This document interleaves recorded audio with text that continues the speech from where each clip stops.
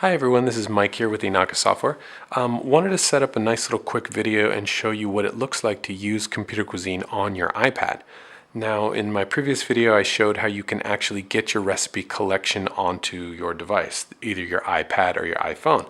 Basically, it all starts with iTunes and the FileMaker Go app that's available free from the App Store. This FileMaker Go app is a separate app for the iPad and a separate app for the iPhone, but good thing is that both are completely free and they work in conjunction with the Computer Cuisine database that you have with all your recipes. So view the other video to see how you actually just drag it into iTunes and actually set it up with your device, but once you drag that Computer Cuisine Deluxe data file onto your iPad, you're essentially ready to go. So how does it work? Start out by just clicking on the FileMaker Go app, and you'll see that there's a list of other little files here. That's because I believe these come with the FileMaker Go app. I don't really remember, but the key one that you're going to see is in other documents, and that is your recipe collection with Computer Cuisine Deluxe, as it's named right there. So all you want to do is tap on that, and now that will start loading in your entire database. So here's how it works. The iPad setup on Computer Cuisine Deluxe is optimized for the real estate and orientation for the iPad or the iPhone. So in this case, we're using an iPad and it's in the horizontal mode. Now, if I were to flip this and go vertical, the entire layout would flip vertically.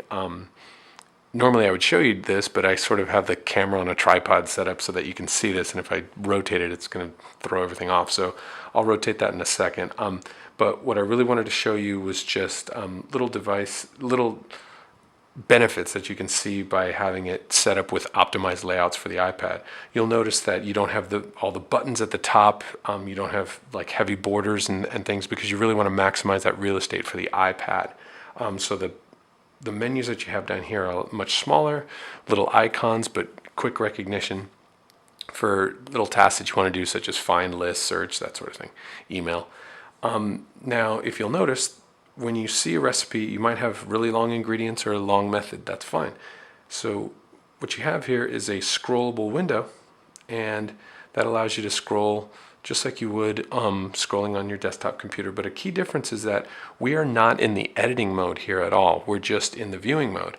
And the reason why that's important is because if this was editable and you tapped on this, you'd run into a problem, because the iPad's going to think that you want to edit everything, and that keyboard's going to keep popping up and be really annoying. It's going to take up half your screen real estate, and you're going to say, hey, I don't want to actually type anything. I just want to be able to read the ingredients because I'm in the kitchen, let's say. So we're in the editing mode, and it defaults to that.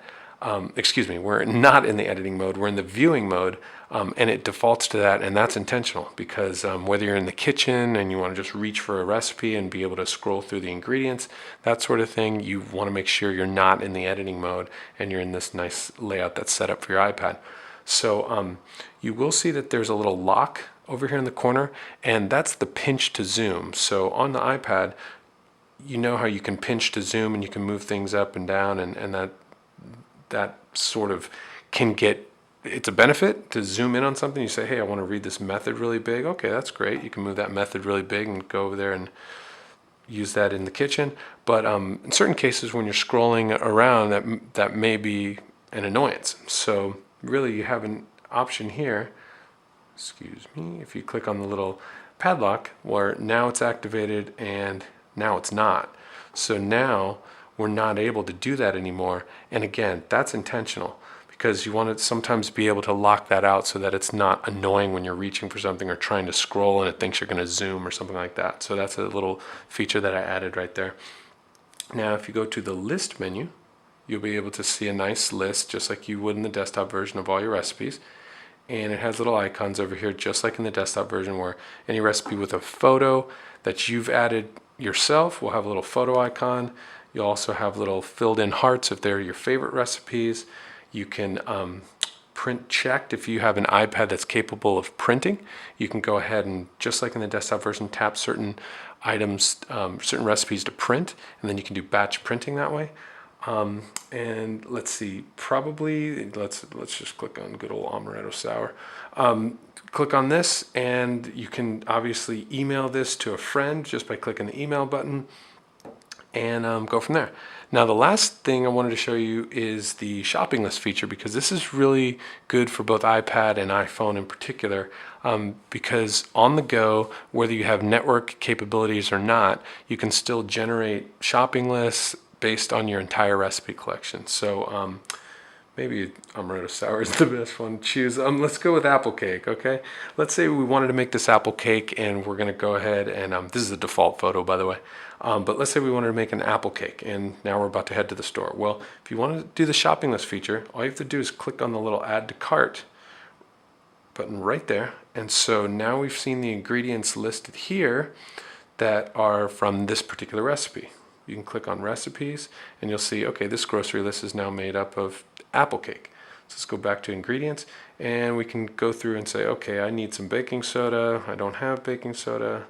Let's see, what else do I need? I need a couple eggs. I need some vanilla extract, and I need some apples. Okay, so we're checking off boxes that we want to add to the shopping list. Now, let's say there's something else that you want to add to the shopping list that isn't on here at all. Well, you can go in the additional tab, and we can actually go ahead and type something. Let's just type toothpaste and garbage bags. Okay, so we need toothpaste and garbage bags, and then once we're done with that, we can select add items to list. Now you'll see everything we checked off: the eggs, the baking soda, the vanilla extract and such, and also this garbage bags and toothpaste are all part of our shopping list. Now let's say there's something else we want to add. Oh yeah, that's right, I forgot. I want to make Alaskan salmon chowder. Whoops. I want to make Alaskan salmon chowder. Well, we can go back to that list, go up to the top, and there's Alaskan salmon chowder. We can say, hey, let's add that to the shopping list, and let's go through some of the ingredients. We already have pre-checked the baking soda and such, but let's say we wanted, okay, we need some corn, we need some salmon, of course, and we need some carrots and chicken broth. Okay, now we're gonna say, if you click on recipe, you'll see shopping list is now based on salmon chowder and apple cake. We still have our additional items that we've already included on there. And we're saying, okay, now we want to add these items to the list. Great. Here's our new shopping list. And the reason you have checkboxes here is because if you actually brought this to the store, I've seen people with iPads, it's not that unusual. But as you go down the aisles, you can actually just tap these and check them off as you're going down the list, you know, as opposed to dog-earing a little notepad or what have you.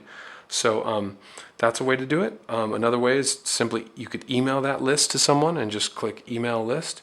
And if you email list, boom, there's your shopping list that we just created, and you can just hit 2, enter that in, and send it on its merry way.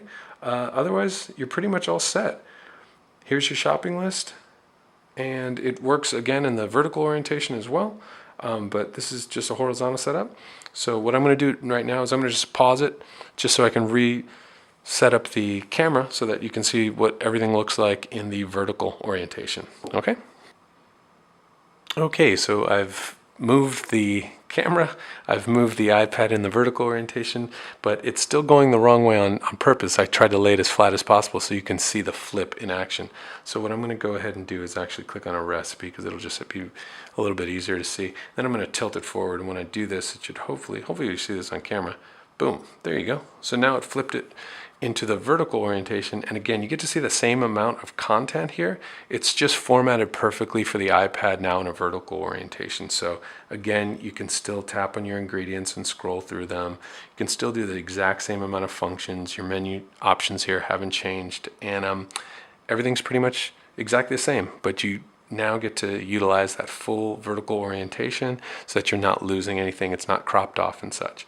Now again, I just showed you the non-editing menu, the viewing mode. So if you really wanted to, you could go to the editing menu. And I put an editing menu there, which really brings you to essentially exactly the same as the desktop version. Now this one's in a horizontal fashion because on the desktop version, that's the only way it's set up. So I'm going to go ahead and turn this, and hopefully I don't get this out of frame. Let's go ahead and turn it back to where it was. Let me look at the camera, and we're pretty close, sort of, okay? And now I'm gonna go to the editing menu, and I put a little warning in there just saying, hey look, not all of the options are available for iOS because certain things are set up for the desktop version, like the kitchen timer and things like that, that just aren't going to work on iOS. But once you click OK, you're then essentially brought to the exact same menu that you get to see on the desktop version. Now, what's different about this is the editing mode. So you can actually change anything, you can add new recipes, you can do exactly what you've always wanted to do on the desktop version, but right in the hands of your iPad. So now when we click on the ingredients, instead of scrolling, you get to see what I was talking about before, because now you can actually type things. So you can type away and you can add something to the recipe here, and I could say, okay, milk or something, but I don't want to actually alter that. But so now instead of just scrolling through, we're in the editing mode. So this is a very valuable tool to allow you to add a new recipe. You can add things. You can actually take a picture directly into right from your iPad or your iPhone. It'll just import right away. Otherwise, you can just tap on anything you like. It has a generic little dining icon as you go, but you can type a new recipe here. I'm just going to type in gibberish just so you can see, and once it goes away, so now we're starting to add things into your iPad. It's obviously not as ideal as using a true keyboard, but hey, it does allow you to have full editing capabilities direct from your iPad. So that's basically it. If you ever want to go back, now you're in the editing mode, hey, I want to go back to the original non-editing mode, so to speak. I'm going to go ahead and delete that recipe that I just made. And now let's go back. Up there, you just have that little gear icon, and that allows you to switch between layouts. So I'm going to go ahead and tap on that. And when you see layout, just going to go ahead and select the iPad recipe menu. That takes us back to that original non-editing menu, and we're good to go. So you now have two really powerful options at your disposal via the FileMaker Go app with Computer Cuisine Deluxe. So hope this sort of clears up how you can utilize the two different modes as well as on the iPad, and I'll make another video for the iPhone as well just to give you that exact representation. Okay, thanks.